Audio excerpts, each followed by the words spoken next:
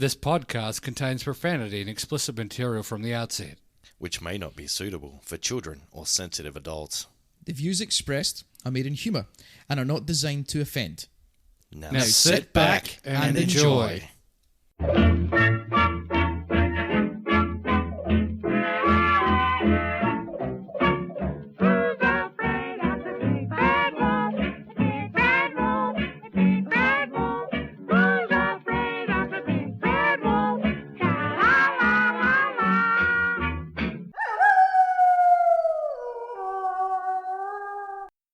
Okay. Ladies and gentlemen, children of all ages, animals with advanced podcast listening technology, welcome to episode number 17 of the Three Little Pigs podcast.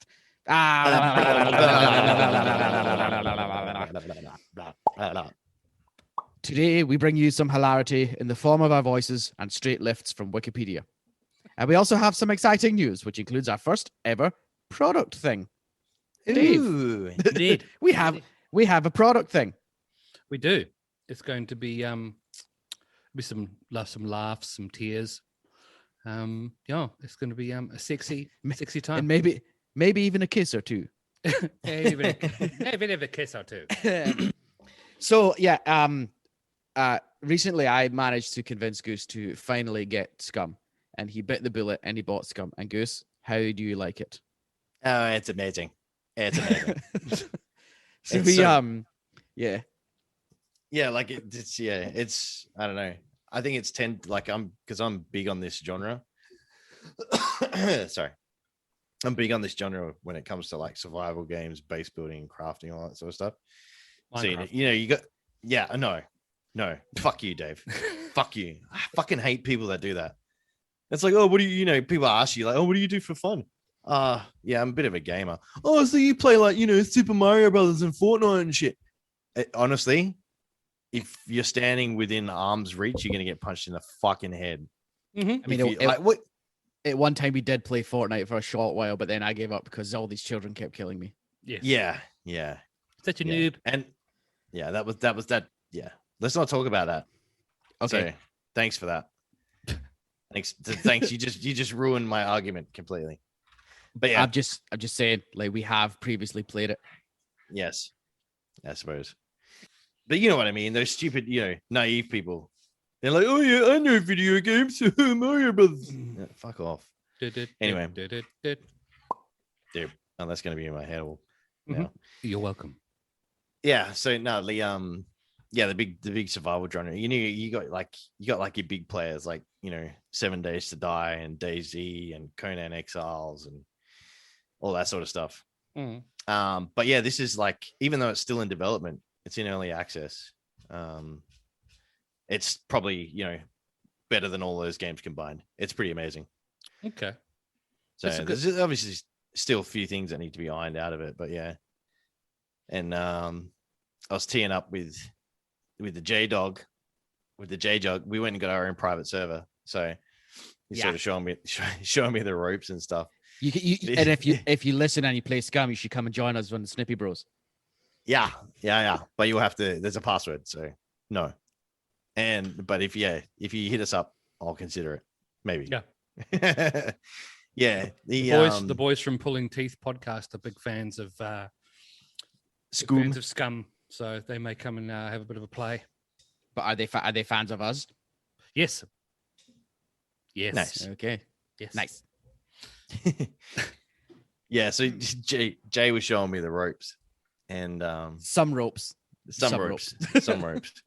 And we ended up he found a quad bike, so he came down to pick me up, and I ended up finding a car while we were down there. And then he's obviously we needed to go get fuel, so we went and found a fuel station, and there's like basically the equivalent of what's called they're called puppets, but there's zombies in there. And on the way up there, when we were driving up there, he's like, oh, have you run into any beep beep spicy boys yet? And I was like, what the fuck is that? Anyway, it turns out there's these zombies in there that wear like bomb vests or vest bombs or whatever. Yeah. And if you aggro them, or if you get too close to them, they start beeping at you and chasing you. Anyway, they chase you. They chase you pretty hardcore. And go boom. And go boom boom. Anyway, so we rock up to this servo, and he's like, "Oh yeah, there's one over there." and I was the only one with like a decent throwable weapon. I had this spear on me, and he's like, yeah, just throw the spear right through the middle of its chest. Just look at the line of trajectory, and there's no lines of trajectory anymore. They must have removed them from the game. Mhm. Yeah, so Yep. just to clarify, at one point when you used to throw an item, you used to get this kind of blue stroke purple line that would appear that would show trajectory, and all you had to do was like make the line of trajectory go through the target, and then you would hit them. Yeah, Yeah. However, there is no line anymore.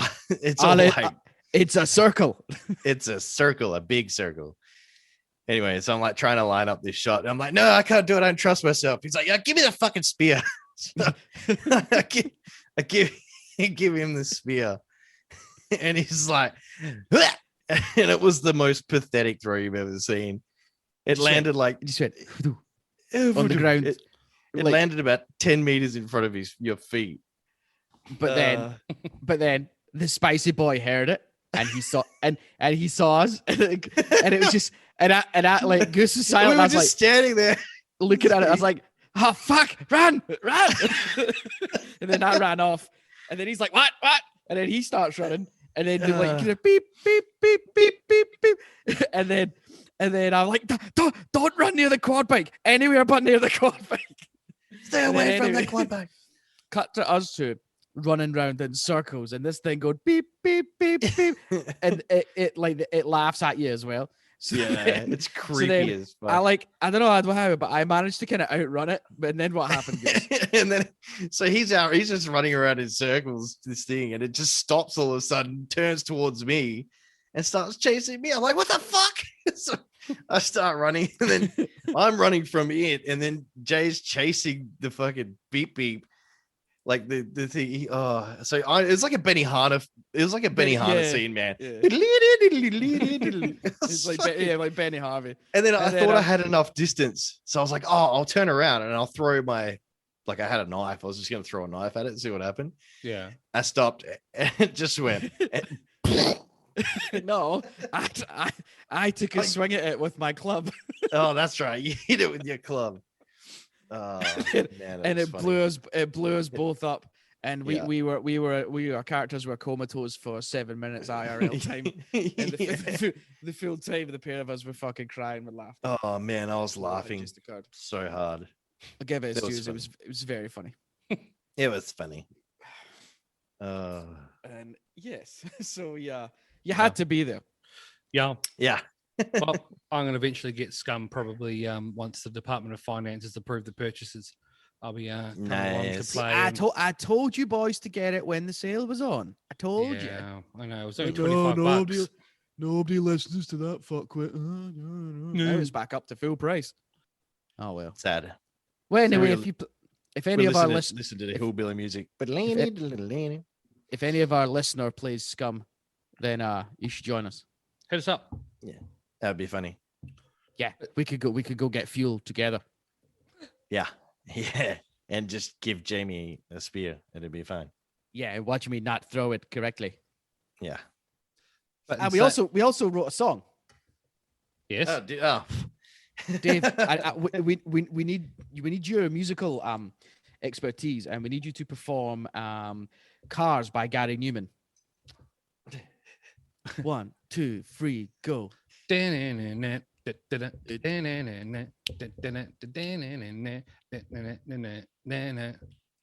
here in my penis. Here in my penis. This is my Of the penis. penis. It is my penis. My penis. Penis. Penis. We were just walking around singing. We were just It's my penis. Here is my in penis. my penis. You can go on my penis, and I'll take my penis to see And your it looks penis like a penis. in a my penis. penis. That's literally Yeah. always sing when we walk around. Yeah, scum capades. Yeah, Scum capades. That would also leads on a nice segue. Thanks, boys, to the fact that we have a Twitch account now too, and Oh, yeah, and we may bring Scum live into your homes. for you That to would be watch. cool. See, there you go, Dave. That can be with your argument for the Department of Finance. It is work related. It is work related. It's going to be you need to get well, get paid for this. Well, you know what I mean. Eventually, hopefully, yeah. But yeah, so yeah, that's how you get. Oh look, honey, we got we have to. I need to buy this game so that I can stream it to get more viewers for our podcast. And or Twitch account. And or Twitch. Yeah, that's what I meant as well. Yeah. But no, so we are the Three Little Pigs pod on Twitch. Go and find us. We're there.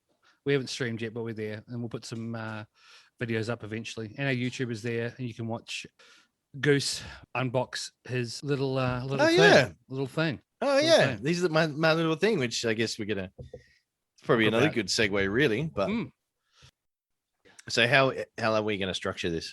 Well, normally what you do is you support the ball sack when the ball is running.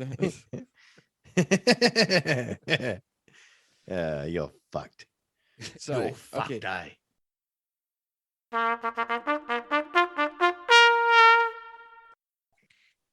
Lads, I'm gonna stop you.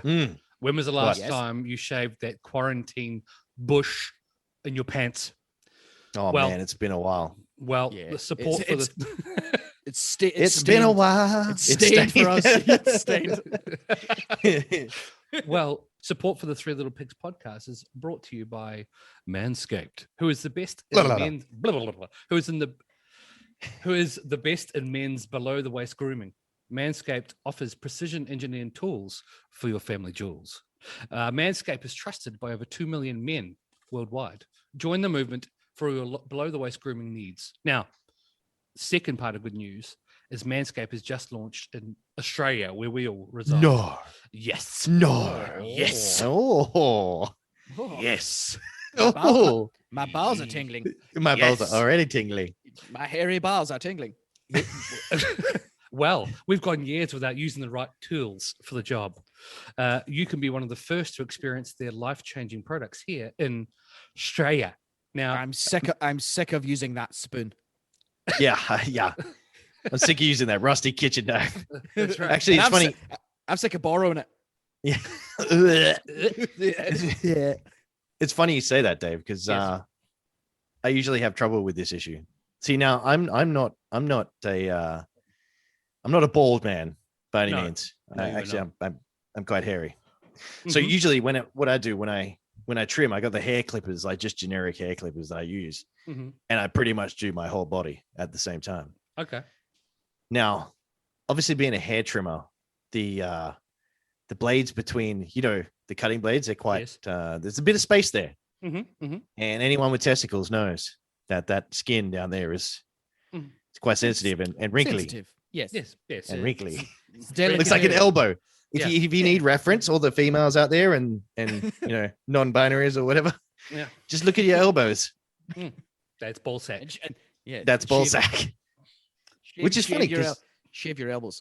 Shave your elbows, which is funny because your elbow is also called your weenus. But anyway, is it? Yeah, it's called a weenus. Oh, I don't know. Yeah, you say, "Hey, look at my weenus." And anyway, so yeah, no, I usually have this issue because I do manscaping, as it currently stands, and when I use the hair clippers down there, it ends up just being a bloodbath.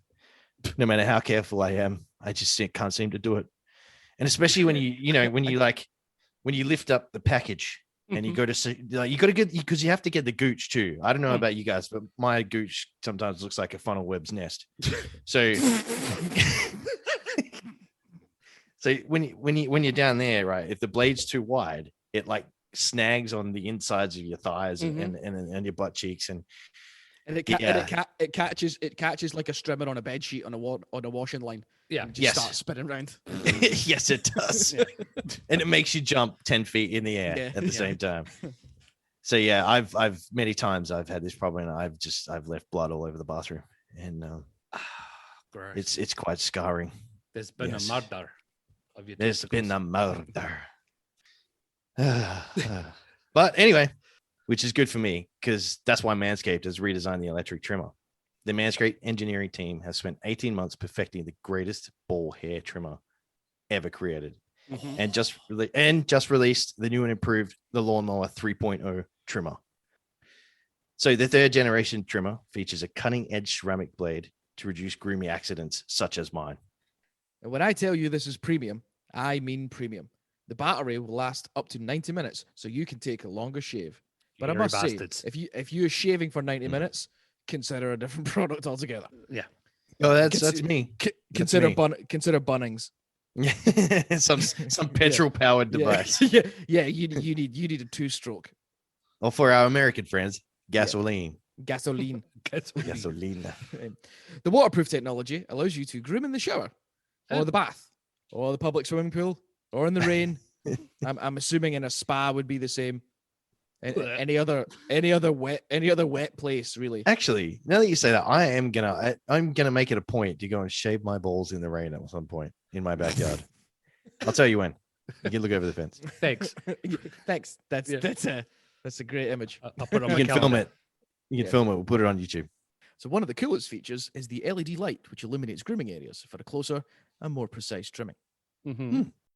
Well, So there you we can go. You can shave in the dark or in a cave, Mhm. or just merely use it as a reading light.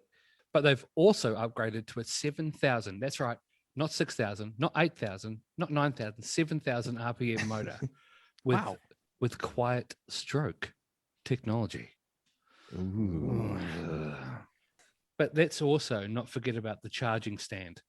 Now show your mower off loud and proud, because this intelligently designed stand is a convenient charging dock powered by USPA.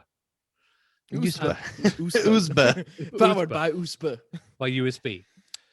If you are listening to me speak right now, I want you to experience firsthand for yourself. Trim that junk of yours. Well, you wouldn't suck a lollipop that's been stuck to a dog's back. No. No, You would. definitely not. Get 20% off and free shipping with the code 3LP boys. That's 3 as in numerical 3, LP boys at manscaped.com. Boys as in boys. Boys as in not men. Your balls will thank you.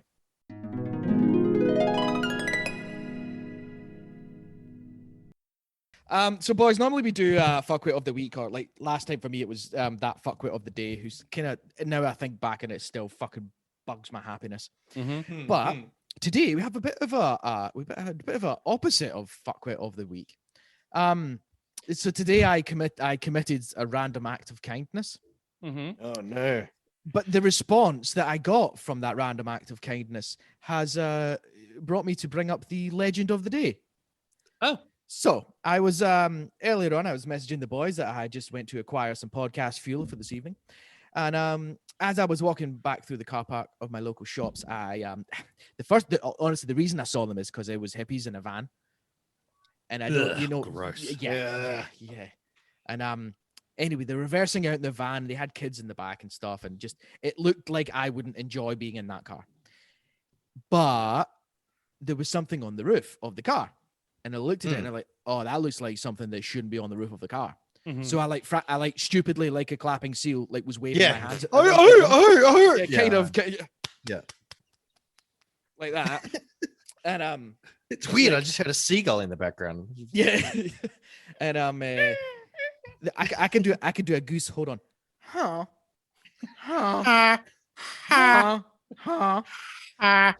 Yeah, so I was frantically waving and probably gave them a bit of a fright. So they kind of like the guy was driving, he kind of slammed on the brakes and like his dreadlocks went forward. Yeah, it's a crackhead. Oh my god, it's a crackhead! It's a And, crackhead, run. He's a Scottish crackhead. Keep reversing.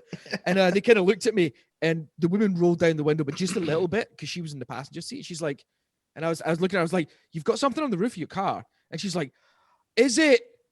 Like, Oh, that's my baby. No, but she was like, "Is it like I was hosting a game show?" Like, what's on the roof? What's on the roof? And I'll take my she- child for 200. Thanks, John. And she was like, "Is it?" And I was like, I was looking at it, I was like, "It's hot chips." And she's like, "Yeah, that's it, hot chips. Oh my god, thank you." So what they've done is they obviously just picked up some hot chips and just left them on the roof of the car when they were putting all the kids and stuff back in the car. Anyway, You should have let it play out. That would have been no, funny. she grabbed them and she pulled them back in. But they could not have been more grateful for me pointing out the hot chips on the roof. So much so that the kids were giving me thumbs up and waving as they drove off. Yeah. So They stole stuff those out of your people, car. those So you're those, you're the legend of the day. no, they are the legends for actually appreciating someone pointing out a very small detail. Because I've lost food before, and it's heartbreaking, you know. No, I So would, they I were would they let were it just play out. they were just happy they got their hot chips back, and they went on their hippie adventure. I don't know where they were going, but they had hot chips on the journey. So they are, for appreciating my random act of kindness, they are the legends of the day. Excellent. Nice. Yay. Yeah, I would have let it play out. It would have been funny. And then picked up I would've the been- stuff. I would have never been actually- chuckling about it all day. I never actually thought those children might have been waving for my attention because they might have been captors and part of child slavery. But I'm sure they weren't. Yeah, because hippies don't normally have kids. Goddamn hippies. Yeah, these were full blown. There was like flowy, flowery clothes and Were there curtains on the van? Mm. probably at the back. I didn't actually see, but it was one of those Toyota minivan things. Oh. Yeah. But an old one. An old one. Was there a distinct smell of patchouli? All I could smell was hot chips on the roof. Very good. I like it. I like it. I like it.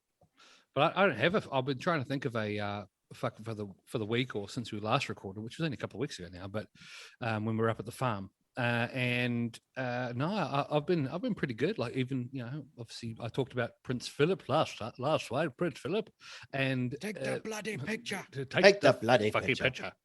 But no, I'm pretty good. There's lots of people that make me angry because I don't normally like people at all. But no, nothing really that stood out more than my normal rage and anger that subsides every time I jump on here and talk to you guys. So I'm Yeah. I'm good. My one this week goes out to Jay for his lack of spear throwing skills. I got us dieted. He got us killed. But also, he gave me the best laugh I've had in a long time. I couldn't breathe. I was wheezing. Yeah, I was crying. I haven't had a teary laugh like that in a while. Yeah, that was That was funny. proper. That was a But close yes, connection. Oh, you what about the radio thing? what radio thing? Remember, we were driving and I was singing something, and then I stopped, and then the radio came on in the car, and you said, "Oh, I could switch the radio on in the car." And Yeah, I said, because I just "No, that was me," and you went, "What?" We What? we switched it on at the same time because we were so in sync. yeah, we pressed the same button at the same time. Oh my god. Oh my god! We are so in sync. They should now call us the Mario Brothers because they Or just plumbers. in sync like the boy band. Yeah, that would have been better. Mm. Bye. Bye bye bye bye Bye bye. baby. That's how they sing it. Aren't they Canadian? No, No, they're American. Oh, That's a Justin Timberlake's. who was I'm sure one of them's Canadian. who was the Canadian boy band? Here we have the snowmobiles. The Poutines. The poutines. Johnny and the Poutines. The butter snaps. Oh, it's okay. You can borrow my phone. It's not hockey, eh? But I did have I did want a bit of a shout out.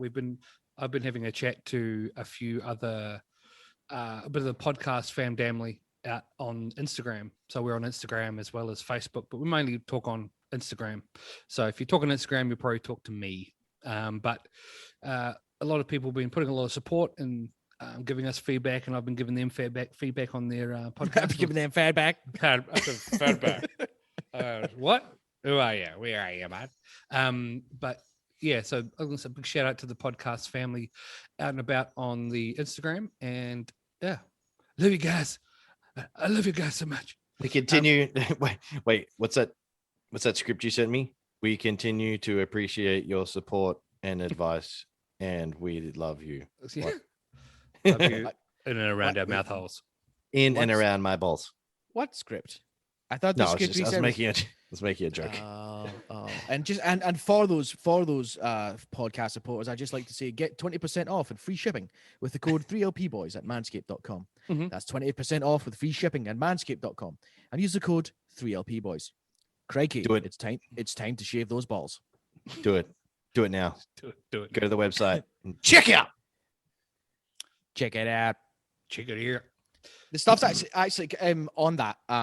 So how it came about with the Manscaped thing, right? So if you didn't know, well, you probably easily assumed that Dave does all the work for the podcast, and me and Goose just turn up and just kind of take the piss out of everything.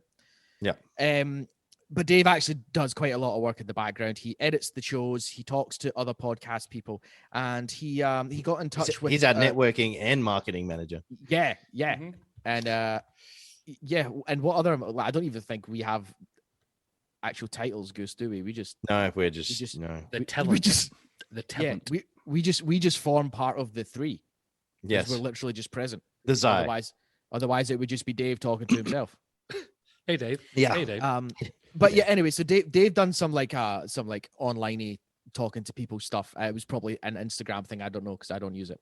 But Dave managed to get in touch with Manscaped.com. Now, what was the crux of it, Dave? What were they doing? They're trying to break Australia, are they?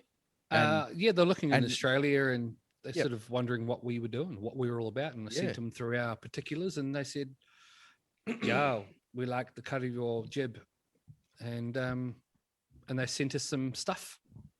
They did. They asked us to do the product review. Hmm.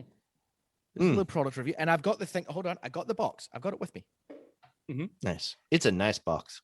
It is a very nice It's box. actually oh, excuse me. It is actually quite a very well presented box. It's nice thick cardboard. Mhm. If that makes any difference to anybody. But yeah, and on the you open it up, and on the inside of the lid it says "Your balls." Well, thank you. Mhm. Now from there they sent us a number of products to have a look at.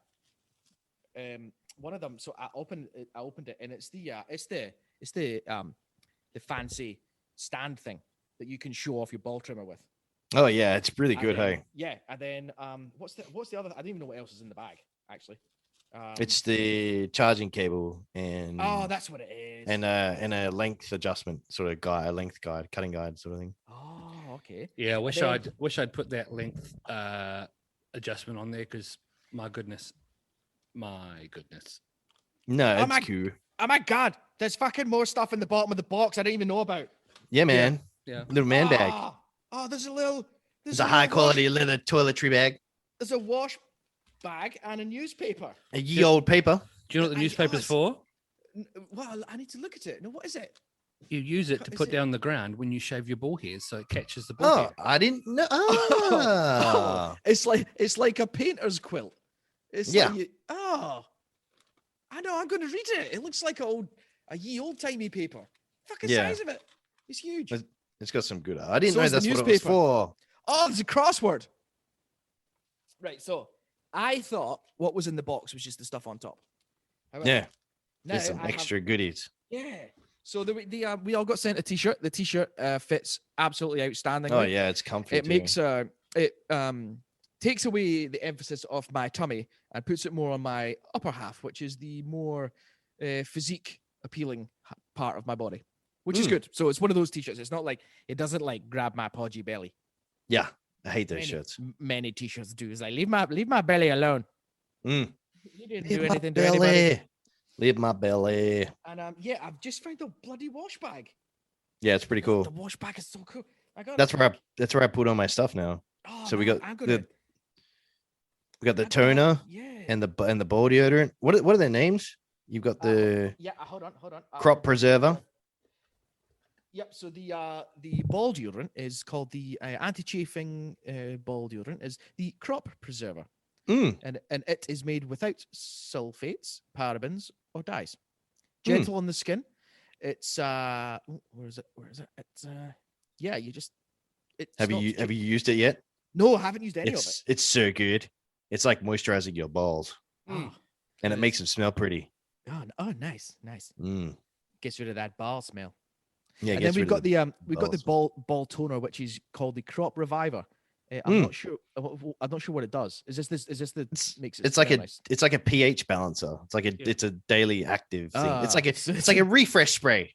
For your It's bowels. almost all P and no H. And then we very, very luckily, we can't say thank you enough, have been sent a lawnmower 3.0. And I'm just going to switch it on now. Are you ready? Go. I'm ready. Oh yeah, there it is. Can you even hear it? I can't even hear it. It's so quiet. Yeah, I can hear it. Is it the quiet stroke technology?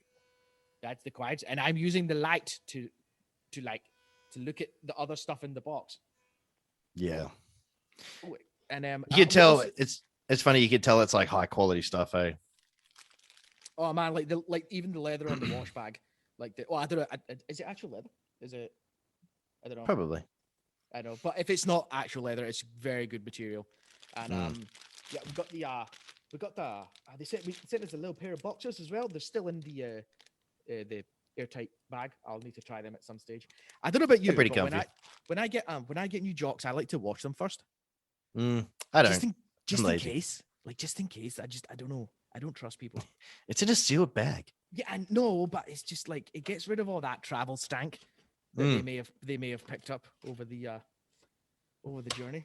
But yeah, it's such a nice kit they've sent us and asked us to review. So I actually need to use it first. I haven't used anything yet, but Yeah, no, fear I've used not, it. It's really fear good.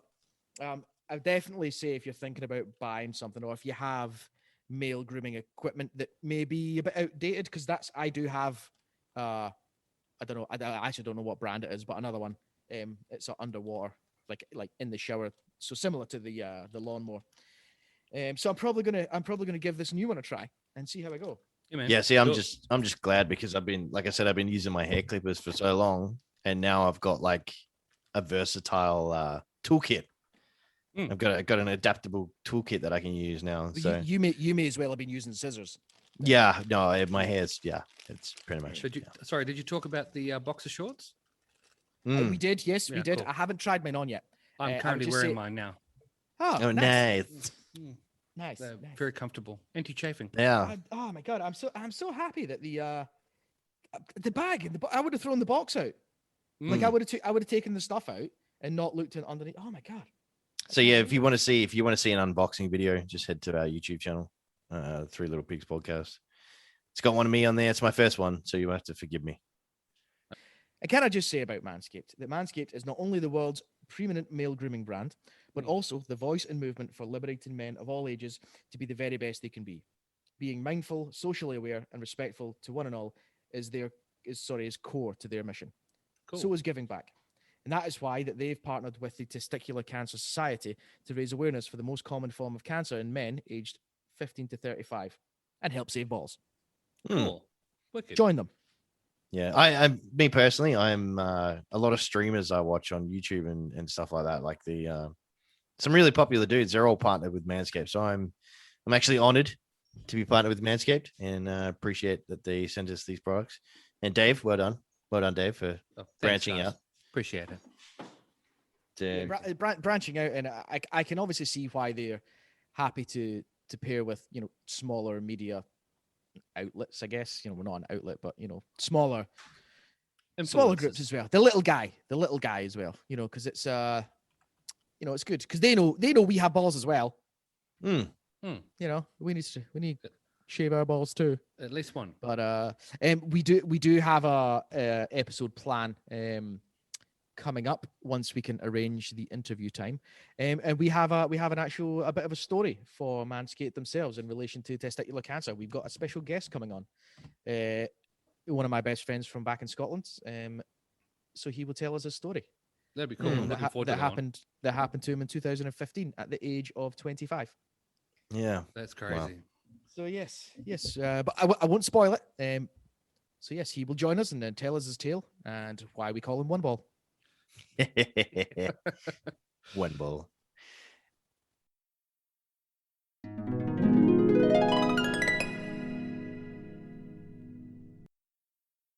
We just had some good conversation. That's fine. We're recording now. That's okay. Shut your hole. But anyway. So it would appear the theme for this evening is mental health. Yes. 1311114. 131114. Lifeline. No, actually, my topic from this evening is once again inspired by the boys from the last podcast on the left. When I drive anywhere in the car, I normally have them on just in the background. But my ears pricked when You don't have I was, us on in the background? Well, we've only got 17 episodes, and I was in them all, so I know what happened. And these ones, I don't know what happened. So, but no, they were doing a story on it was the set of twins from Sweden. Ericsson twins. Yeah, the twins Ericsson. That was the episode that they did. And about maybe 10, 15 minutes in, I realized I've actually seen the footage that they referred to in the in that episode. And subsequently what happened afterwards, after that that footage that's in it. So they were filming a series of motorway cops in England, and there was a thing where they'd stop these two women on the motorway or the freeway, and one of them just randomly ran in front of a truck and got hit, and then the other one straight after that happened, she done it as well. And then and then all this stuff happens afterwards, and then the following day, the twin that wasn't as injured ended up murdering a man. What the hell? Yeah, so I was completely unaware of the following day stuff. Like I don't think it was really well documented as such. So obviously the last podcast on the left go into this, but there is a theory of what happened to those women, and it's to do with a known shared psychosis called Folie-A-Deux. That's the French term, which loosely translates to the madness of two. Oh, wow. So I did a little bit of research into it, and then it turns out there was amongst other things that have happened where a Folie-A-Deux or similar has happened. It happened to an Australian family, and let me see, in 2016, and I do not remember this at all being in the news. Apparently, it was all over the news. I do not remember. There's a family of 5 subject to this in Melbourne. Oh. But anyway, I'll get back into a Folie-A-Deux itself. So, Folie-A-Deux, or a madness shared by two, is also known as a shared psychosis or a shared delusion disorder. And it's a psychiatric syndrome in which symptoms of a delusional belief and sometimes hallucinations are transmitted from one individual to another. And so on the back of the actual footage of those twins jumping in front of the cars on the motorway, and then the episode about the Australian family, I thought I'd just do a little bit of digging on this. Cool. So I've only got 2 sources for tonight. One of them is Wikipedia, and the other one is the BBC. Folie-A-Deux loosely translates to a madness of two. Is also known as a shared psychosis or a shared delusional disorder. Is a psychiatric syndrome in which symptoms of a delusional belief and sometimes hallucinations are transmitted from one individual to another. The same syndrome shared by more than 2 people may also be referred to as a folie-à-trois or a folie-à-quatre, and further on, or a folie en famille, which is a family madness, or even a folie-à plusieurs, which is the madness of several. The disorder was first conceptualized in by the 19th century French psychiatrist Charles Lassague and Jules Falray, and is also known as Lassague-Falray syndrome. There you go. Recent psychiatric classifications refer to the syndrome as a shared psychotic disorder, and that's according to the DSM-4-297.3.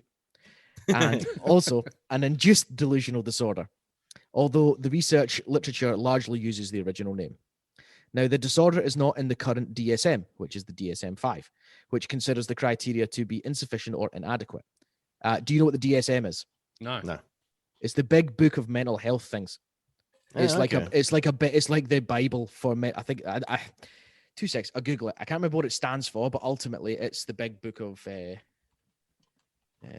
So like a list of it's like the guidebook disorders and stuff, and it's the. And I so think this kind of falls in the category of like cults and stuff like that. Well, no, not quite. So the DSM is actually a medical journal. It's no, it's the Diagnostic and Statistical Manual of Mental Disorders. It's a Oh. handbook used by healthcare professionals in the US and much of the world as the authoritative guide to the diagnosis of mental disorders. So it's like, psychiatrist, yeah. pick a path book. Yeah, basically. it's pretty much like so. If I think if that equals this, turn to page 12, and you have that. Cool. Yeah. I like it. Yes. So the DSM-5 does not consider shared psychotic disorder as a separate entity, but rather, according to the book, the physician should classify it as a delusional disorder or in the other specified schizophrenia spectrum and other psychotic disorder. So again, the Folie-A-Deux is not actually classified in the DSM. Okay. Now, the syndrome is most commonly diagnosed when two or more individuals of concern live in proximity, may be socially or physically isolated, and have little interaction with other people. The various subclassifications of Folie-A-Deux have been proposed to describe how the delusional belief comes to be held by more than one person. So, folie imposée is where a dominant person, known as the primary inducer or principal, initially forms a delusional belief during a psychotic episode and imposes it onto another person or persons, which are known as the secondary, acceptor, or associates, with the assumption that the secondary person might not have become deluded if left to his or her own devices. Now, if the parties are admitted to hospital separately, then the delusions in the person with the induced beliefs usually resolve without the need for medication. Yeah. There's another subclassification known as folie simultanea, or simultaneous. I don't know how I'm pronouncing it wrong, but simultaneous. Simultaneous. Simultaneous. And this describes either the situation where two people considered to suffer independently from psychosis influence the content of each other's delusions, so they become identical or strikingly similar, or one in which two people morbidly predisposed to delusional psychosis mutually trigger symptoms in each other. So, like, and for example, you and your partner both had massive mental Severe. health problems, mental health problems, then you can both start feeding off your own, fueling each other's mental health issues, living together with that. Obviously, not medicated. Yeah. Oh, fucking hell. Sounds like my workplace. There's a sorry, I've just lost my spot. So Folie-A-Deux is more populous, and Folie-A-Deux and its more populous derivatives are in many ways a psychiatric curiosity. The current DSM states that a person cannot be diagnosed as being delusional if the belief in question is one ordinarily accepted by other members of the person's culture or subculture. So I don't know if that would refer to possibly a cult or a belief, Heaven's Gate, those type of people. I think that what they're saying there is that's not Folie-A-Deux. That's ordinarily accepted by other members of this person's culture. Yeah. It's not clear at what point a belief considered to be delusional escapes from the Folie-A diagnostic category and becomes legitimate because of the number of people holding it. So when a large number of people may come to believe obviously false and potentially distressing things based purely on hearsay, these beliefs are not considered to be clinical delusions by the psychiatric profession and are labeled instead as mass hysteria. Oh, yeah. Oh, yeah. Yeah, so I think this is very finite and confined to two people or three people within close proximity to each other. Or very specific delusions. Like specific delusions or beliefs. If the three of us lived in my shed for 8 years, yeah, like we'd Then probably suffer. The mole people were coming to get us. Yeah. Well, they were coming anyway. We know that. The crab people. Yeah, Crab people. Crab people. Half crab, half people. Fucking good song. As with most psychological disorders, the extent and type of delusion varies, but the non-dominant person delusional symptoms usually resembles those of the inducer. Prior to therapeutic interventions, the inducer typically does not realize that they were causing harm, but instead they believe that they are helping the second person to become aware of vital or otherwise notable information. So Psychology Today magazine defines delusions as a fixed belief that do not change even when a person is presented with conflicting evidence. Types of delusions could include bizarre delusions, which are clearly implausible and not understood by peers within the same culture, even those with psychological disorders. For example, if one thought that all of their organs had been taken out and replaced by someone else's while they were asleep, without leaving any scar or without waking up. There you go. That happens to me all the time. Yes. I mean, obviously, it would be impossible to survive such a procedure, and even surgery involving transplantation of multiple organs would leave the person with severe pain and visible scars. Mm. And then you have non-bizarre delusions, which are common with those personality disorders and are understood by people within the same culture. For example, unsubstantiated or unverified claims of being followed by the FBI in unmarked cars and watched via security cameras would be Get down to the ground. Oh, get down the ground. That would be classed as a non-bizarre delusion. While it would be unlikely for the average person to experience such a predicament, it's technically possible and therefore understood by those around them. Are the FBI watching us? Hopefully. Perhaps. Hopefully they are. Hopefully. We need more views. I'll take it. Yeah. I'll take it. It appears 90% of your fan base is the FBI. Mm. But that's all right. They've got a good budget. Yeah. Yeah. Exactly right. Good sense of humor too. Mood congruent delusions correspond to a person's emotions within a given time frame, especially during an episode of mania or depression. For example, someone with this type of delusion may believe that with certainty that they will win $1 million at a casino on a specific night, despite lacking any way to see the future or influence the probability of such an event. It just Similarly- similarly me after a couple of beers on a weekend. Yeah, we should totally bet $5,000 on this dog.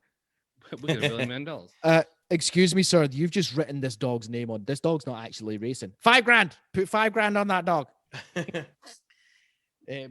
Similarly, someone in a depressive state may feel certain that their mother will get hit by lightning the next day, again, in spite of having no means of predicting or controlling future events. But I do control the weather. Yes, with your $1 million that you won off betting on a dog that wasn't racing. Whilst the FBI's following me around. Exactly. Yeah. Exactly. Getting us views for the podcast. Yeah, and trying to find my organs they took off me, the motherfucker. Without leaving a scar. Dun, dun, dun. And finally, mute. Show me your mute. Should send mutes. 10 mutes. Mood neutral delusions are not affected by mood and can be bizarre or non-bizarre. The formal definition provided by Mental Health Daily is a false belief that isn't directly related to the person's emotional state. An example of this would be a person who is convinced that somebody has switched bodies with their neighbor, the belief persisting, irrespective of changes in emotional status. So you can see there's a couple of different delusions or delusion types, Yeah, fucking hell. that come around. So while the causes of SDD are unknown, the main two contributors are stress and social isolation. So people who are socially isolated together tend to become dependent on those they are with, leading to an inducer's influence on those around them. Additionally, people developing shared delusional disorder do not have others reminding them that their delusions are either impossible or unlikely. Because of this, treatment for shared delusion disorder includes those affected be removed from the inducer. And now, stress is also a factor because it triggers mental illness. The majority of people that develop shared delusional disorder are genetically predisposed to mental illness, but this predisposition is not enough to develop a mental disorder. However, stress can increase the risk of this disorder. When stressed, an individual's adrenal gland releases the stress hormone, cortisol into the body, increasing the brain's level of dopamine. Now, this change can be linked to the development of mental illness, such as a shared delusional disorder. STD is difficult to diagnose because usually the afflicted person does not seek out treatment because they do not realize that their delusion is abnormal, as it comes from someone in a dominant position who they trust. Furthermore, since their delusion comes on gradually and grows in strength over time, their doubt is slowly weakened during this. Shared delusional disorder is diagnosed using the DSM-5 and, according to this person, afflicted must meet 3 criteria. So if you meet these 3, you get it. You ready? Go. Okay. They must have a delusion that develops in the context of a close relationship with an individual with an already established delusion. And the delusion must be very similar or even identical to the one already established that the primary case has. Right.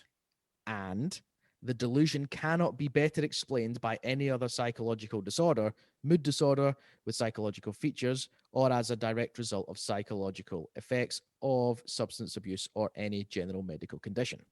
Okay, that that's is another- particular. that's yeah. very specific. Yeah. So in other words, like, you know, if you are documented as being schizophrenic, then Then it's not. Yeah. then they're saying no, your delusion is because of schizophrenia. Yeah. It's not because of this of a shared delusional disorder. Well, that's Of got to your be friend. that's got to be really rare then. So in other words, you've got to have a clean slate mental health wise, Yeah. and also be experiencing the delusion. Yeah, Yeah. which is similar or identical. Yeah. Wow. Mm. Reports have stated that a phenomenon similar to Folie-A-Deux was induced by the military incapacitating agent BZ in the late 1960s. Oh. So, can we turn it on? Hopefully. Maybe. Shared delusional disorder is most commonly found in women with slightly above average IQs who are isolated from family and are in relationships with the dominant person who also has delusions.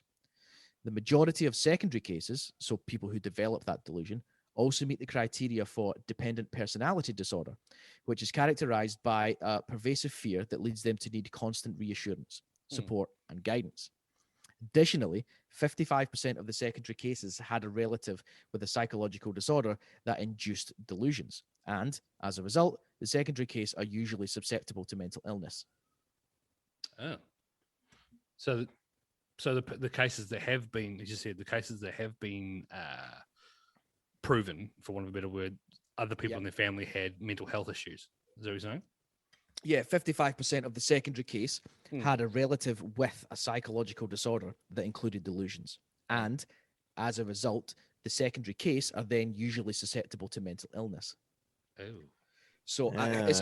that's a bit of a weird way of saying it, because like everybody is susceptible to mental illness. Yeah. But what they're saying is that 55% of the secondary cases who had a relative with a mental illness that included delusions, as a result of that, that secondary case would then more likely develop mental illness. Yeah.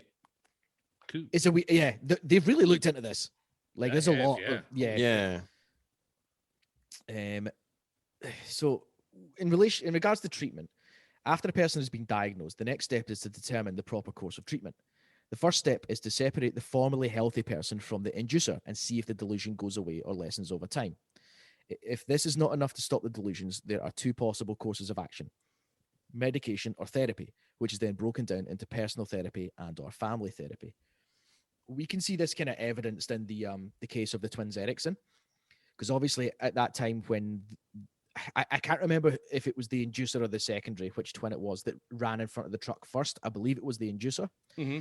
Yeah. She got hit and she got badly injured because she got run over by a truck. And the secondary then ran out as well and got hit by a car. And then I think within a day or so, the secondary was released from hospital, whereas the primary remained within. But subsequently, the secondary then went and killed someone. But what that's saying is that you've removed the inducer from the secondary, and the inducer didn't kill anybody. Yeah. So, so did it actually get a bit better for her while she was in hospital? Possibly. We don't know. But that's kind of thinking hats for that. So if the separation alone is not working, antipsychotics are often prescribed for a short time to prevent the delusions. Obviously, we all know what antipsychotics are, being medications that reduce or relieve the symptoms of psychosis, such as delusions or hallucinations. So other use of antipsychotics would include stabilizing moods for people with mood swings and mood disorders, such as bipolar, and reducing anxiety and anxiety disorders, and also lessening tics in people with Tourette's. I did not know that.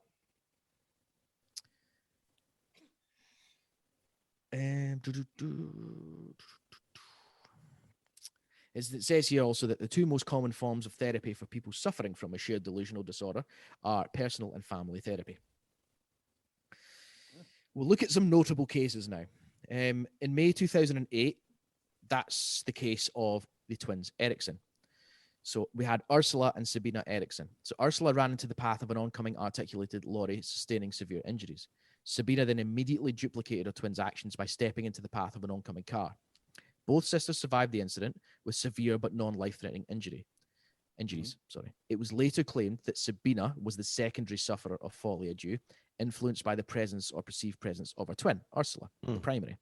Sabina later told an officer at the police station, "We say in Sweden that an accident rarely comes alone. Usually, at least one more follows, maybe two." So that was her words. However, upon her release from hospital, Sabina, again, who was the one that just told the police officer this, behaved erratically before stabbing a man to death. So in that case, it was the secondary that then went on to commit that offence. Wow, shit. Okay. Sabina actually served 7 or 8 years in British prison and then went to, I think she returned to Sweden with her husband and children. Yeah. And her sister went to America. Yeah, didn't she change her name or something? Yeah, I think Ursula did. Yeah. Yeah. She changed her name to something and went to America, and I believe they've not spoken to each other for a number of years. Ew. So another notable case is the case of Ian Brady and Myra Hindley, Britain's notorious child killers in what became known as the Moors murders. Yes. Then that's another instance where Folie-A-Deux was said to occur. So Hindley came through a relationship with Brady to believe his racist philosophy that included a fascination with Hitler and fascism.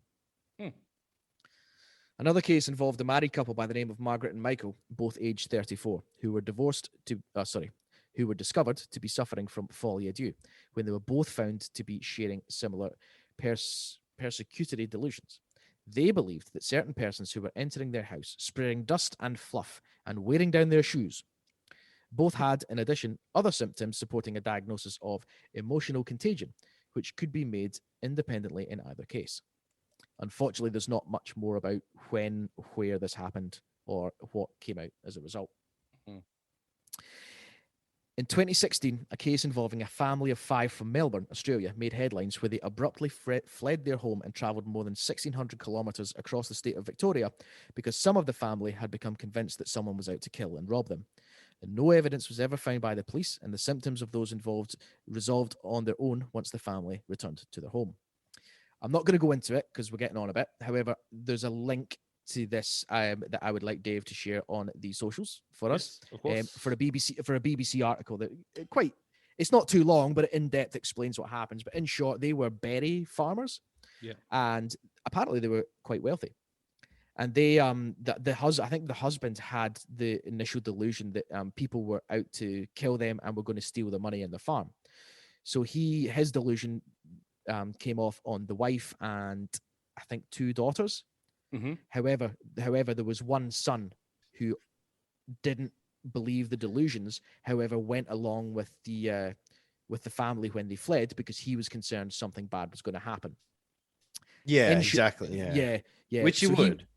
He went off with them, and the breaking point for him was that they'd all got rid of like the mobile phones and the social media and all this stuff, but he'd actually taken his phone with him in the car, and the whole family got angry at him and made him chuck his phone out the window. So when they came to the next stop or something, he actually cracked the shit. So went, "Nah, fuck this. There's nothing going on. I'm going home." So he made his way home, and then later on in the trip, the two daughters, they split off from the family, stole a car, drove back home, and then the husband and wife subsequently got home as well. So thankfully in that one nobody was hurt, as far as I'm aware. Like they didn't go mad and murder anybody. They had a bit of a mental break for a bit. But just this mental aberration where the whole family apart from one was genuinely under the influence or under the impression that they were going to be killed. You can see how it happens because people, especially families or like people who spend a lot of time together, or people who live in the same house and that. I guess it's like a more complex version of paranoia, I suppose you could call it. Well, not necessarily just paranoia, because there's obviously actual hallucination and delusions and shit. But you can see how it spreads very easily, and like the human condition, we can make things fit that don't fit. Do you know what I mean? Like people just in general. Like, have you seen the number 23 with Jim Carrey? Yeah. Like similar to that. Like, if anyone hasn't seen it, go and watch it. It's pretty good. But yeah, like, or people that see things that aren't there, and it just spreads. Like, it can spread like wildfire. It's pretty cool. I think the human brain's got its own subconscious coping mechanism as well. Yeah. You know, if so obviously some kind of mental aberration happens, or you know, whatever, and your brain just decides to deal with it by X, Y, and Z. Yeah. You know, so whether you know, take the twins Erickson for example. When you watch the footage that's available for them, when they both ran in front of the cars, they're both screaming and that they don't believe the police are actually police. You know, Yeah. they were of the belief people were out to get them and kill them. You know, and it's clearly obvious that it was police officers, but they had it such to a point in their heads that that's what was going on, and that was real to them. Yeah. You know, so your brain has this coping mechanism, I guess, that and I guess that's how it responds. Yeah. It's like, you know, with that Melbourne family you were talking about, or the family from Australia, like you could see how something like that simple would start. Like, you know, okay, say the dad, maybe he made some, maybe he had like a dodgy loan or something, like loan sharks or what you see or whatever. Like, say the dad was doing something that they didn't know about, or maybe he was just having mental health issues, right? But like, so you can see how it happened, like something simple, like, you know, he could think that he's like, you know, he leaves his boots on the porch and they get moved, right? And he thinks that it's someone who was at his house, like, you know, scoping at his house or whatever. And then he happens to tell his missus about it. You know, oh, did you move my boots? No, I didn't move it. Like, someone moved my boots, like, you know, and then she'll be thinking, oh, you know, did someone move them? Yeah. And you can see how, like, it, you know, it's like a seed that gets planted. Yeah. Well, it's like, do you know what I mean? Like, it was The like, yeah, delusion obviously, feeds itself. yeah, the Yeah, delusion yeah, feeds itself. Like, you know, and it could be something simple. Like, she'd be like, you know, his missus could have been like, oh, don't be stupid, you know. But then in her brain, she could be thinking, oh, fuck, did someone move him? Like, yeah, or did someone move them, or did I move them and not know about yeah, it? did I? Or Yeah, can I not remember? Why can't Can I not remember? remember? Yeah. Yeah. You know, and you can see how, There's a few other cases I'll get through quickly. It is suspected that a family of 11 members from Burari in India suffered from Folie-A-Deux or Folie-A-Plusieurs. So on the 30th of June 2018, the family died by suicide due to the shared belief of one of its members. Wow. And finally, psychologists H. O'Connell and P.G. Doyle believed that Folie-A-Plusieurs to have been at least a partial factor in the murder of Bridget Cleary. In 1895, Michael Cleary convinced several friends and relatives that his wife, Bridget Cleary, was a changeling who had been replaced by a fairy, and they assisted him in physically abusing her to cast the fairies out before he ultimately burned her to death shortly afterwards. wow. Well, shit. In popular culture, probably the best example of this, there's a film that was released last year called The Vanished. Now, this is a film about a couple who lost a child, continuing to hold on to the delusional thought of their existence, and is possibly got these connotations of Folie-A-Deux. So there we have it. Folie-A-Deux, the madness of two or more. It's very interesting. Yeah. I like how it fits into a very specific category. It's very what was the word? It's very niche. You know, niche. It really has to be, but it's peculiar that, like, you know, because I mean, given what it is, could someone actually be displaying folly or suffering Folie-A-Deux, but also be schizophrenic? I mean, that still is possible. It's, you know, yeah. Well, like you said, I think a lot of those diagnoses, or when it has been found out, is probably because they have undiagnosed previous conditions. Yeah, potentially. You know, and if they're dead, you can't exactly diagnose them, can you? Like, yeah. You know, in the case of the Erickson twins, when you watch, actually, there's a 40-50 minute documentary called, I think it's called Murder on the Motorway. Oh wait, no, is it? Hold on, no, that doesn't sound right. I've just fucked that up. Let me check because I was watching it earlier. See, like them, like who's to say that they weren't, you know, on acid or mushrooms or something? Because when they were hit by the car, they wouldn't have got drug tested. Like they would have recovered in hospital. Do you know what I mean? But I mean, she did commit a murder afterwards as well. Yeah. Like, but on the contrary, both of them underwent substance testing and were they did. Both completely sober at the time of the Okay. incident. The YouTube clip or the YouTube short video is actually called "Madness in the Fast Lane." It's 48 minutes long, and it goes on about the what happened the day before the murder. So what happened the day that they jumped out in front of the cars.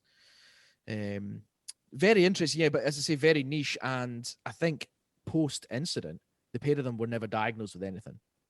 Yeah. Okay. So Oh, even and- afterwards. Yeah. Wow. So, and I believe now they live fairly normal lives. Wow, that's So weird. yeah, it was like that's a strange. a moment of madness. You know. Yeah, well, there's the um, other thing that you could consider as well. Like, we're going to be talking about exorcism and things like that. Is, what if it is paranormal? Something Well, paranormal.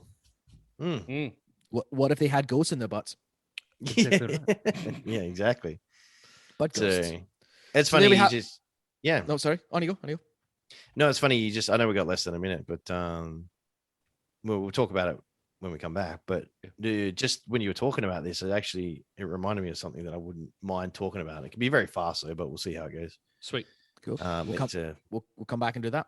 All right. cool, man. Sweet. So that gentleman was Folie-A-Deux. Thank you. Folie-A-Deux. Nice. Folie-A-Deux. I bid you adieu. I bid you adieu.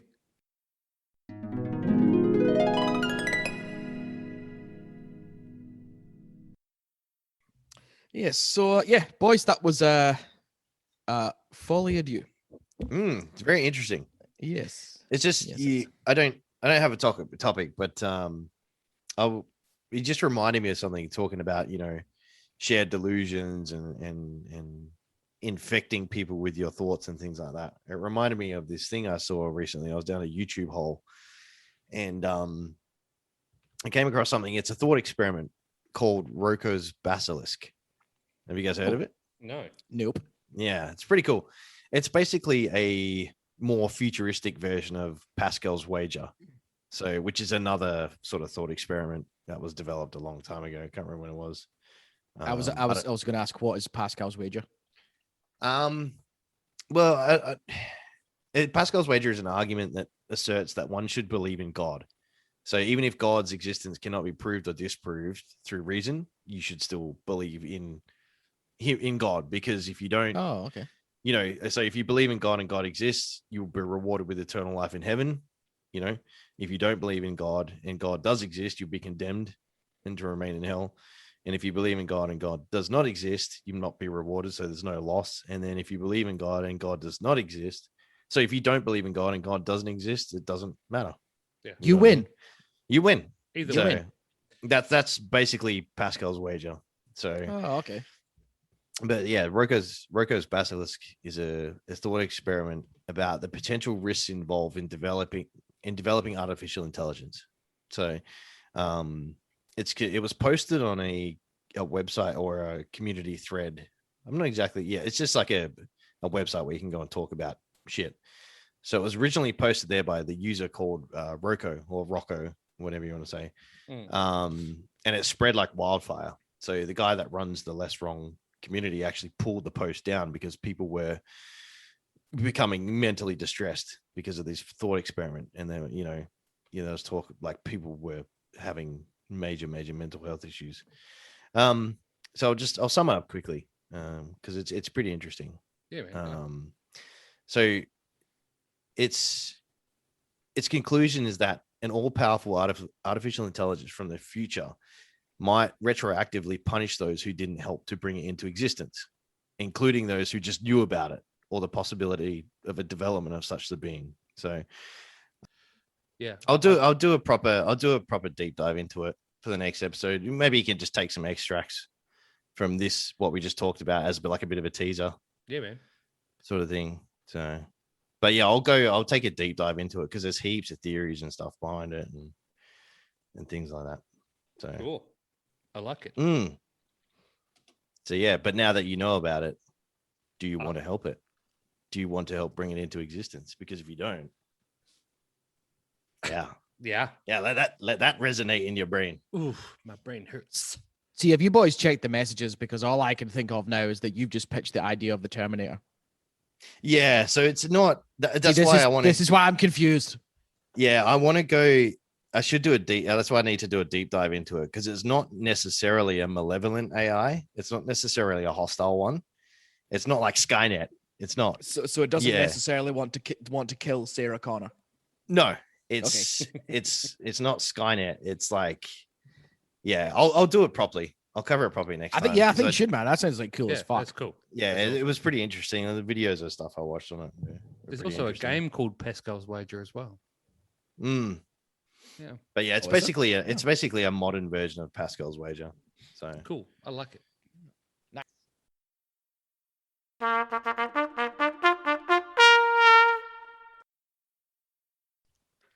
All right. But anyway, all right.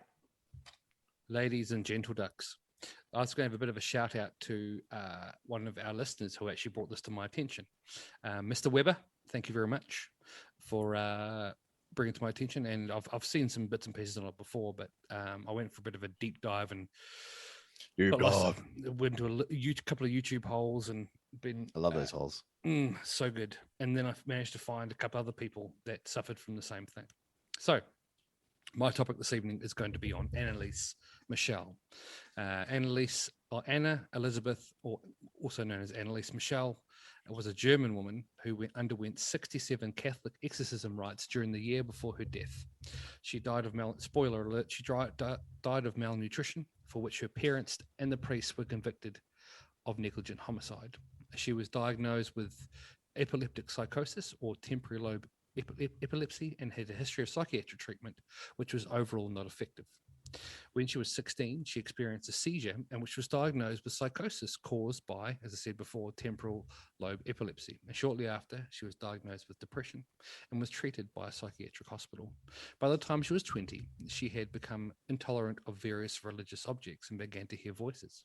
Her condition worsened despite medication and she became suicidal, also displaying other symptoms for which she took medication as well. Now, the other symptoms she described, I'm going to go into a deep dive, as I said, about it. This is just a brief overall before I get kick-started in. After taking psychiatric medications for 5 years, failed to improve her symptoms, Michelle and her family became convinced she was possessed by a demon. As a result, her family appealed to the Catholic Church for an exorcism. While rejected at first, and after much hesitation, 2 priests got permission from the local bishop in 1975. So this is not old. It's 40 years ago. I like how the church just says, "Oh yeah, just get permission from the bishop. You'll be fine." That's literally what happened. You'd write him a letter. Yeah. Dear Bishop, my child says demons. How say you? As a result, the priest began conducting exorcism rites, and the parents stopped consulting doctors. Anneliese Michel stopped eating food and died of. Well, that's a smart idea. Stopped eating food and died due to malnourishment and dehydration after the exorcism. What I want you to do is close your eyes, ladies and gentlemen. Those listening. My eyes are closed. Excellent. And I want to take you back to Bavaria and West Germany to set the scene. Born as Anna and Elizabeth Michel on the 21st of September 1952 in Liebfling, Bavaria, West Germany, to a staunch Roman Catholic family. Michelle was brought up with 3 sisters by her parents, Joseph and Anna. Anneliese's parents were deeply religious. Before Anneliese was born, her mother became disgraced by giving birth to an illegitimate girl named Martha. As punishment for her sin, Anna, the mother, had to wear a black veil on her wedding day. And so when her first legitimate daughter, Anneliese, was born, she slowly began to impose on the girl the idea of atoning for her mother's sins through religious devotion. Martha, Martha, Martha. When Martha died... that woman grew up to be Martha Stewart. That's right. Spoiler alert, when Martha died in surgery in 1956, Anna Michel became even more assertive in her attempts to push her young daughter into religious practice. She was so religious, she went to mass twice a week. When she was 16, as I said before, she suffered a convulsion and was diagnosed with temporal lobe epilepsy. But in 1973, 2 years before her death, Michelle graduated and joined the University of Wolfsburg. And her classmates, later described her as withdrawn and very religious. Now, this is going to be getting into some pretty crazy stuff. I'm talking about some medications, but I'm just going to try and keep it as light as I can because it goes into some really crazy shit. As I said, in June 1970, Anneliese Michel suffered a 3rd seizure at a psychiatric hospital where she'd been staying. She was prescribed anticonvulsion drugs for the first time, which would not alleviate the problem. She began describing seeing devil faces at various times during the day. That same month, she was prescribed another drug, which was used in the treatment of schizophrenia, disturbed behavior, and delusions, harkening back to Folie-A-Deux. In 1973, she suffered from depression and began hallucinating while praying, and complained about the hearing voices telling her that she was damned and would rot in hell. Michel's treatment at the psychiatric hospital did not improve her health, and her depression worsened. Long-term treatment did not help either, and she grew increasingly frustrated with the medical intervention and taking pharmacological drugs for over 5 years. And she also became intolerant of Christian sacred places and objects such as the crucifix. Michel and her family, as well as the community, became convinced and consulted several priests asking for an exorcism. The priest declined, recommending the continuation of medical treatment, and informed the family that exorcisms required the bishop's permission. A well-worded letter. A well-worded letter to the bishop. Yeah. In the Catholic Church, official approval for an exorcism is given when the person meets strict criteria, where they are considered to be suffering from possession or infestation and under demonic control. Intense dislike for religious objects and supernatural powers are some of the first indications.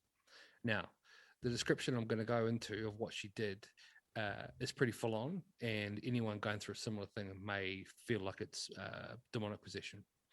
Believing she was possessed, she ripped the clothes off her body, compulsively performed up to 400 squats a day, crawled under a table, and barked like a dog for 2 days.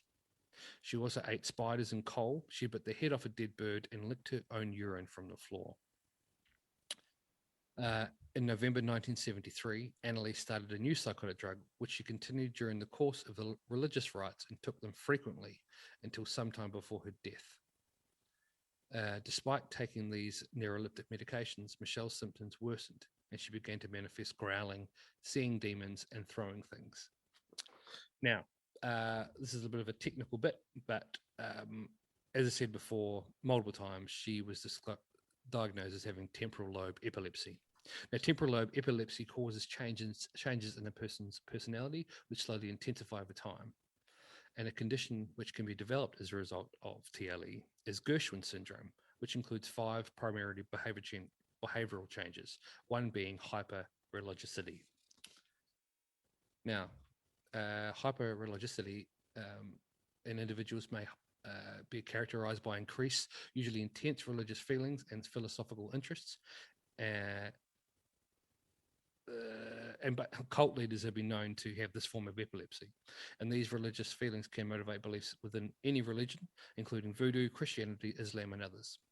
And these guys can switch religions in the middle of things. So it's basically part of the temporal lobe epilepsy. They can have an intense feelings of any particular religion at any particular time.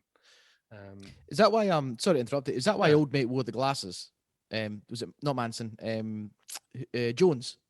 Is that why he wore those glasses all the time, or was that because of all the cocaine? That was for methamphetamine use, is why. Oh yeah, that was it. Oh Yeah. I was like, maybe it was epilepsy, but it was not. I'm going to try and play you fools a video. Are you screen sharing? Yeah, we'll be screen sharing. Yeah. Okay, cool. Oh, this is the first time I think we've done this. Right. Can you see my screen? Oh, yes. I can. Yeah. Hey, Cool. Hey, Dave's YouTube. All right, I'm just going to play this. Why is the Pornhub tab open? The tab. Can you hear that? Oh, yeah. Yeah. Oh, I can hear. Yeah. This is her normal voice. Very German. Now we can finally hear the voices of all 6 demons that possessed Anneliese.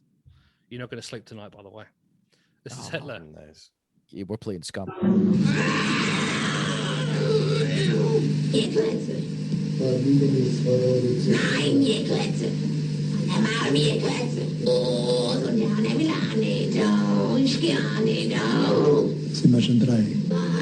Wie. Was ist so der Scheiße? This is Kane. Is that just one? That's one. Wow. Als Kind Gottes. Ich hab ein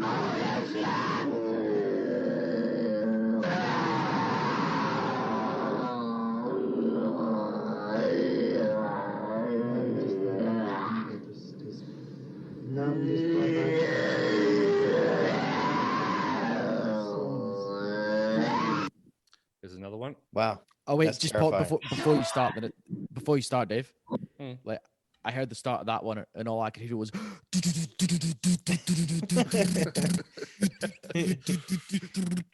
Fuck me dead. She'd be good at that. Man, that because I've got Good my good shit. headphones on. That's fucking. Yeah, that's It's not giving nice. me the willies.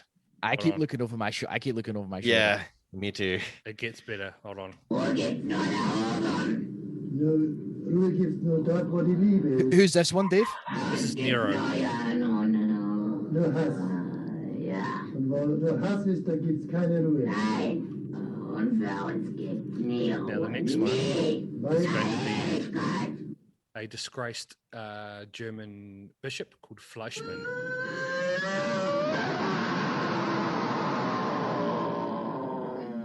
Them vocals, man. Yeah,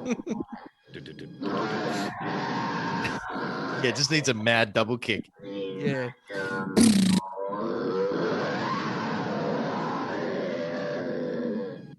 Well, this one is Judas, as in Judas Iscariot.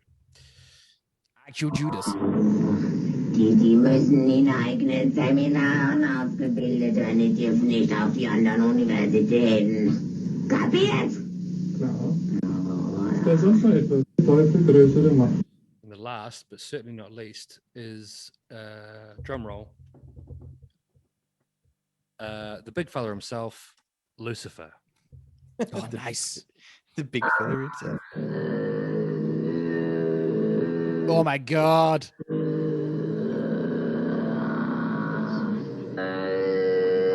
Im Namen deines Sohnes, den Jungfrau, im Namen Jesu, befehle ich dir auszufahren. There you go. And that is not auto-tune. That's genuine audio. That's genuine audio from, and I'm about to go into it very, very shortly. The priests recorded all the exorcisms. Right. Who, whatever they wanted, they just give it to them because they sounded serious. Yeah. They wanted her. Wow. Mm-hmm. So That's cool as fuck, man. That's cool as that's so metal. That's metal as fuck, man. Broad's pretty metal. Well in there. So we're going to start now back to the weird shit. Priest Ernest Alt, whom they met on seeing her, declared that she did not look like an epileptic and that he did not see her having seizures. Alt believed she was suffering from demonic possession and urged the local bishop to allow an exorcism.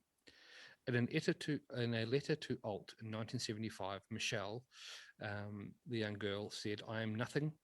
Everything about me is vanity. What should I do? I have to improve. You pray for me." And also once told him, "I want to suffer for people, but this is so cruel."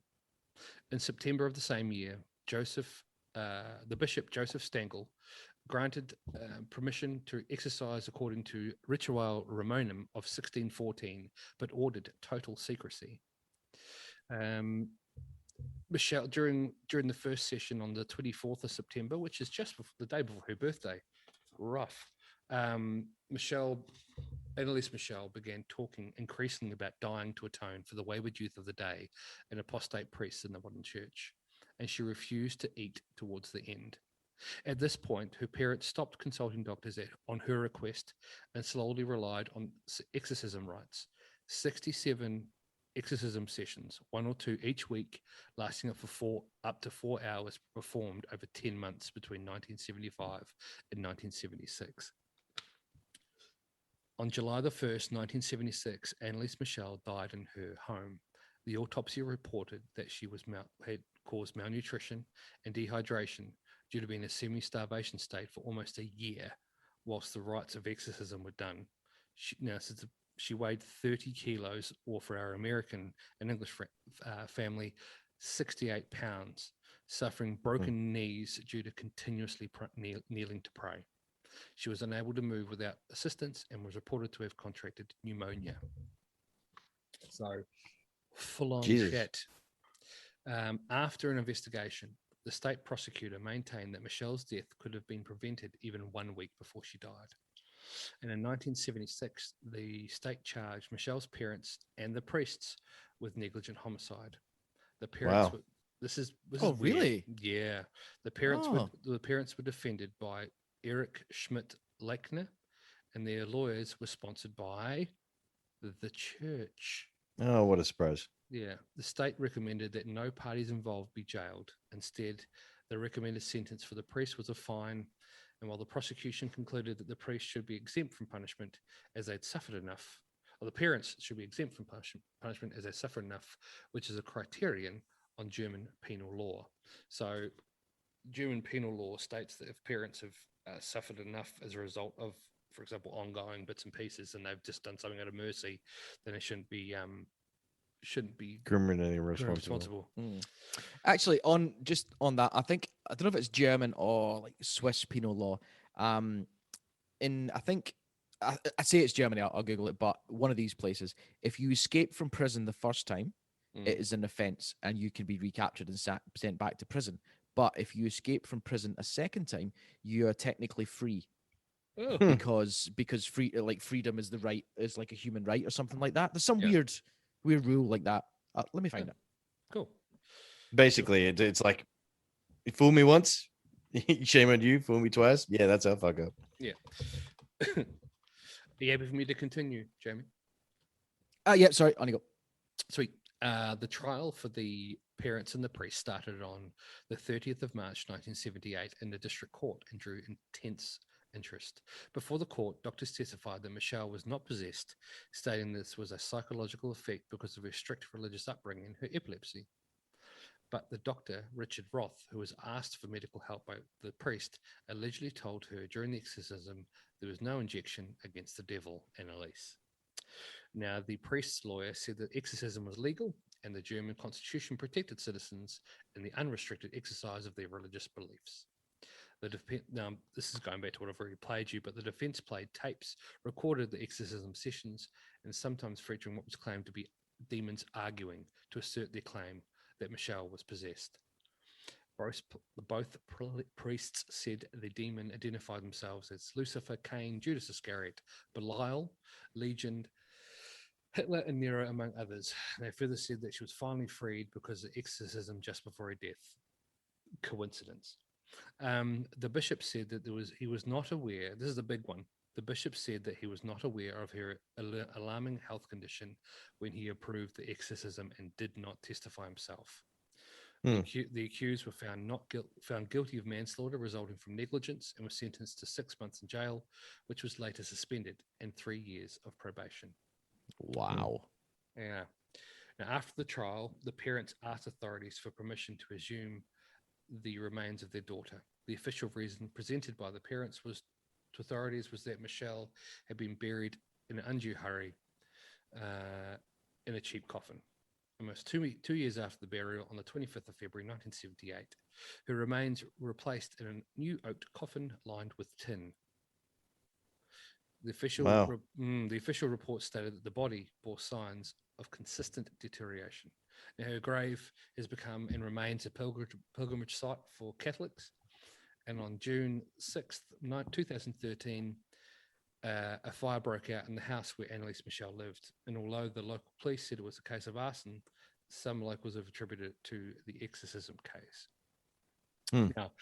Now, as I said, I did a bit of a deep dive on this, and I found another case while doing research that had very similar characteristics.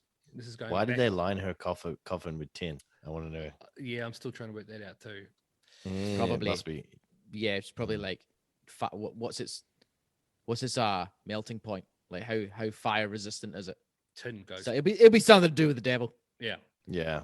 Side note, Dave, I just googled that thing. I was incorrect. It's not escaping the second time that's legal, but in Germany, attempting to escape from prison is legal. So the law considers it a freedom to be a basic human instinct. The law considers freedom to be a basic human instinct. However, a prisoner who damages property, murders, or assaults anyone whilst escaping will be guilty of those crimes. So you can attempt to escape all you want in Germany. There you go. Every day I was in jail, I'd just keep trying to walk out the door. Yeah, like not make a fuss, not hurt anyone, no assault. Just I'm going, guys. I'll see you later. Well, you don't fool me, prisoner 45. You got me, God. Oh, you got me. Back to the cell I go. Oh, chortle. Now, in conclusion, I've decided to write my own conclusion here. I think this case, although it teeters on the supernatural and religious, is clear that Anneliese had a rapidly declining mental health, which was exacerbated by the religious doctrine imposed by her highly religious parents. The lack of medical intervention to save their child's life, in my opinion, makes them culpable, not negligent. And unfortunately, their faith got in the way of protecting the life of their child. I'm not blind. I'm not blind to the fact that there have been multiple cases of exorcism, and I'm not closed-minded to the fact that there have been things that can't be explained. But in having some experience with dealing with people suffering from mental health issues, I think this is a clear case of an unmedicated young girl filled to the brim with religious doctrine with no way out. Boom. Mic drop. Indeed. Controversial, Dave. Controversial. Yeah. Because I was going to say, like, if this was like in the 90s or the early 2000s, I wouldn't put it past culture-based response from her. But the fact that she was like, how exactly. do you do how do you do those voices in the 70s? Yeah, how like there was no reason for it, or like Judas Priest and all them lads, they were only starting off. There was no that's not like, I mean, she got some vocals. Like, I'm sorry, yeah, she does. You know, She's got cracker vocals, man. She's like the women from Arch Enemy. Yeah. But like, yeah, like I don't know how you can, and they were all different as well. Yeah. Well, there's some cases where, I mean, people can do it where you have simultaneous voices. Yeah. But I there's can do it if I practice hard enough. Yeah, but that's exactly why would you practice that just to look like a possessed person? And then also, so on purpose trying to look like a crazy person, but at the same time going malnourished and dehydrated until you die. Like, that's not. Yeah. If you've watched anything to do with, like, for example, people that go into like a religious state, or like there's tribes people in Indonesia who go into like a religious state and they're able to push like sharp swords through their face and go through the middle of town. Yeah, that's true. Look at the Shaolin monks and stuff like that as well. Yeah, and it's not. They ram their heads into concrete walls and kick themselves in the testes. But like, it's so from a person that's been indoctrinated with Catholicism for so long, and the fact that she's been told to atone for her parents' sins or mother's sins, not her parents' sins, and then all of a sudden she starts suffering from epilepsy, which then temporal lobe epilepsy, which is a form of psychosis for them, to the point where one of those, as a result of temporal lobe epilepsy, it then becomes, as I said, the hyper religiosity, which then exacerbates it even further to the point where she there's been, as I said, there's been exorcisms and possessions and shit since day dot with the Catholic Church. So they know about growling, and they know about, so it's not, for example, not just a throat singing or a that sort of thing that makes it weird for me. There's, for example, stuff that's going to shock people: the biting head off a dead bird, the licking of your own piss, and doing 400 squats a day is going to be, obviously people are going to go, holy shit. Whereas there's some things which would seem weird. Now, if you put that shit on TikTok, it'll just be some sort of trending weird video. But it's licking piss and doing squats. It's a new weight loss technique. Well, it was, because she went down to 30 kilos. But don't eat. By the age of 23, she lost all her weight. And that was the thing as well. Like, Anneliese was only 23 when she died. Yeah. You know, like that. I struggle to comprehend that was completely attributed to severe mental health or severe psychosis, or that. Like, I in that era, I would struggle to comprehend that. Yeah, you know, because in society now, like, someone experiencing something like that would obviously be, you know, forcefully medicated, forcefully fed, you know, forcefully, you know. But like back then, I'd struggle to believe that. Having listened to that, because I'm gonna have to go and watch the films now, but like I don't believe that was just purely mental health. I'm open to the concept. I said I'm more than happy to As I said, I'm But not give me close-minded. proof. Yeah. Yeah, I'm more than happy to sit down. Like, as in, it'd be different if we were there watching it, going, "Holy fuck, this girl's got demons coming out of every orifice," and they're all Yeah, firing from but it. then, but we'd be sitting there and we'd be like, she's kind of hot. Yeah. See, would can be- you someone bring a guitar and a pair of jobs? That's You what I'm got saying. this. I'll bring the drum kit and the double kick along. Mm. Can Bring you the boys Iron shut Cobra. up? Get the Iron Cobra going on. Oh, could you just ask her to do that bit again? We need to write this again. Thank you. And from the top, Anneliese. And a 1, and a 2, and a 3. South Park again. It's it. Yeah. Are you ready, guys? And 1, and a 2, and a roar. Yeah. But no, so that was my tale on Anneliese Michel and That's her, pretty cool. Her 6 or 7 demonic friends who came out to play all at once. Again, on the same topic, quick segue into Goose's 10-second movie review. There's a good recent movie on Netflix called Fear of Rain. It's about schizophrenia. This young girl who's living with schizophrenia. If you haven't seen it, go watch it. It's pretty good. What's it called? Fear of Rain. Fear of Rain. I'm writing that down. Yeah. No, it's good. It's actually worth a watch. Good film. Fear of So it's like a thriller. Yeah, it's a thriller thing about this girl who's living with schizophrenia. She's meant to be like 16 or something. So Cool. Nice. Mm. All right. Well, So if you, Dave, what are viewing things for Anneliese Michel? What films? Modern film, like there is the Exorcism of Emily Rose. yep. There is the award-winning 2006 film Requiem, as well as the Requiem. Requiem. Oh, see, as well as Oh, the see, as well as the No, me, no, me, nos. hey, my penis. Sorry. and the 2011 film Anneliese the Exorcism tapes. I'm gonna watch it and shit my pants. I'm gonna shit my britches. All right, Boys, Well, are we done? we We're are done. Episode Is it 17. is in it time to the scum? can. It is time to Yeah, scum. it's time Time to to scum. scum. We are done. In the can. Bad man. That's all, folks.